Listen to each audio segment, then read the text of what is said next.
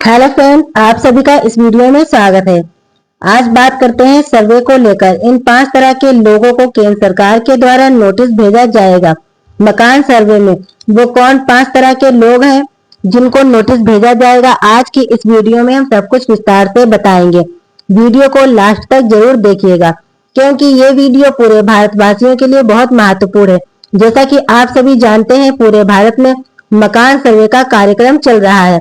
आपके घर में भी कोई सर्वे अधिकारी आए होंगे मकान का सर्वे करने के साथ साथ केंद्र सरकार जनगणना भी करा रही है। अगर आपके घर अभी तक कोई भी अधिकारी सर्वे करने नहीं आए हैं तो आपके घर भी आने वाले होंगे।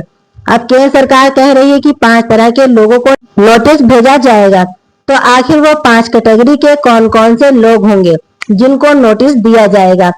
अब आप भी तो उन 5 कैटेगरी में नहीं आते हैं, इसे समझना बहुत जरूरी है क्योंकि सरकार जब तक कोई काम नहीं करती है तो नहीं करती है, लेकिन जब एक बार कोई कदम उठाती है तो पूरी सख्ती और गहराई से जांच पड़ताल करती है। एसआईआर वाले मामले में सभी लोगों ने देखा ही होगा कि जरा सी गलती की वजह से कितने नागरिकों का नाम एसआईआर सूची से बाहर कर दिया गया। अभी तक वो लोग सूची में नाम जुड़वाने के लिए बराबर प्रयास कर रहे हैं।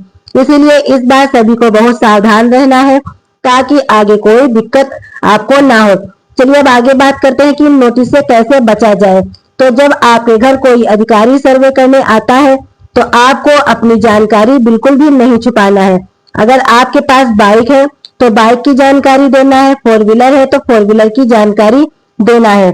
बहुत से लोगों के पास 4 व्हीलर है लेकिन सर्वे में यही बता रहे हैं कि उनके पास 2 व्हीलर है यानी बाइक है। ये बहुत बड़ी गलती है क्योंकि जब आप कोई वाहन खरीदते हैं उसका रजिस्ट्रेशन किया जाता है, आपका डेटा कलेक्ट हो जाता है। तो ऐसे में जब आप छुपाते हैं या गलत जानकारी देते हैं तो सरकार आपके झूठ को तुरंत पकड़ लेती है, आपको तुरंत नोटिस भेज दिया जाता है। इसीलिए आपको बिल्कुल भी ऐसा नहीं करना है।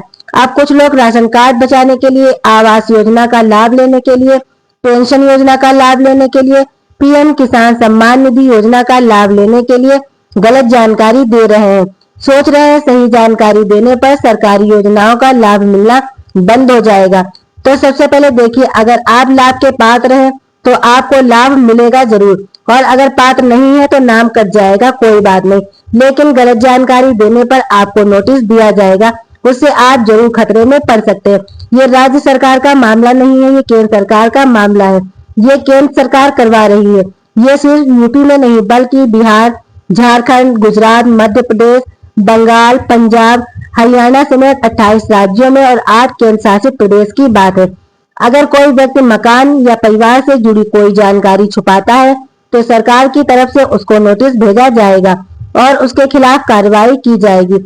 अब अगर आप सक्षम है मकान बनाने में, राशन खरीदने में, फिर भी आप आवास योजना का लाभ ले रहे हैं, राशन कार्ड के द्वारा राशन ले रहे हैं, तो अब आप ऐसा नहीं कर सकेंगे। सरकार का ऐसा मानना है जो पात्र परिवार है उन लोगों तक इसका लाभ नहीं पहुंच पाता है और फर्जी लोग फर्जीवाड़ा करके गरीबों का हक मार रहे हैं। इसीलिए सरकार इस पर पूरी तरह से रोक लगा रही है और जनगणना और सर्वे के माध्यम से।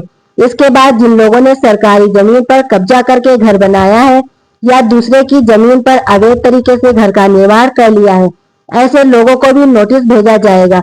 आपको यही कोशिश करना है कि आपके घर में कोई नोटिस ना आए, क्योंकि अगर एक बार भी आपके घर में नोटिस आ जाता है तो आपको सरकारी योजनाओं से वंचित कर दिया जाएगा और फिर भविष्य में आपको या आपके बच्चों को इस दिक्कत का सामना करना पड़ सकता है। सरकारी जॉब नहीं कर पाएंगे, सरकारी फायदा नहीं ले पाएंगे, लोन नहीं ले पाएंगे। इसीलिए आपको बहुत सतर्क रहना है। और इसके बाद जिनके मकान के कागज पूरे नहीं है, रजिस्ट्री या रसीद जरूरी दस्तावेज नहीं है, तो अभी से आप इस काम को ऑनलाइन तरीके से पूरा करवा लें। सिर्फ पेन से लिखा हुआ कागज मान्य नहीं होगा। अगर 10 साल पुराना या 20 साल पुराना पेन से कटवाया हुआ रसीद है तो वो अब माना नहीं जाएगा। इसकी वैल्यू सरकार ने खत्म कर दी है। जब तक ये ऑनलाइन शो नहीं करेगा तब तक आपके कोई भी कागज स्वीकार नहीं किए जाएंगे और इस बात भी नोटिस आपको दी जाएगी। अभी आपके पास टाइम है, अभी आप इसको जल्द से जल्द पूरा कर सकते हैं। इसके बाद अगर किसी के पास प्लॉट है उस पर अभी तक घर का निर्माण नहीं हुआ है, खाली जमीन है, तो उस जमीन की भी रजिस्ट्री होना बहुत जरूरी है। खाली रसीद अगर कटवा ली है तो उस पर भी कार्रवाई की जाएगी और उसके लिए भी नोटिस भेजा जाएगा। सरकार का कहना है कि ये सर्वे या जनगणना किया जा रहा है। सरकार इसके जरिए सही और सटीक जानकारी इकट्ठा कर रही है ताकि जिनको पीएम आवास योजना का लाभ मिलना चाहिए, जिनको आयुष्मान कार्ड का लाभ मिलना चाहिए, जिसको विधवा पेंशन, वृद्धा पेंशन, दिव्यांग पेंशन, उज्ज्वला योजना, पीएम किसान सम्मान निधि योजना का लाभ मिलना चाहिए, उसकी पहचान हो सके और उनको ये सब चीजें आसानी से सरकार और बिना किसी देरी के चीजें मुहैया करा सके। सबकी अलग अलग कैटेगरी होगी, तो ज्यादा गरीब है उसको उस तरीके से लाभ दिया जाएगा, जो थोड़ा गरीब है उसको उस तरीके से लाभ दिया जाएगा। कौन लोग एपीएस श्रेणी में आते हैं, कौन लोग बीपीएस श्रेणी में आते हैं, कौन लोग अंत्योदय श्रेणी में आते हैं, जो जिस श्रेणी में आता है उसको उस तरीके से लाभ दिया जाएगा। सर्वे में रिकॉर्ड इकट्ठा करने के साथ साथ योजनाओं का लाभ देने के लिए सर्वे सख्ती के साथ किया जा रहा है, इसीलिए गलत जानकारी देने से बचें। सही जानकारी होना और सही जानकारी देना ही असली जागरूक नागरिक की पहचान है। सतर्क रहिए, जागरूक रहिए। मिलते हैं नई जानकारी, नई अपडेट के साथ। धन्यवाद।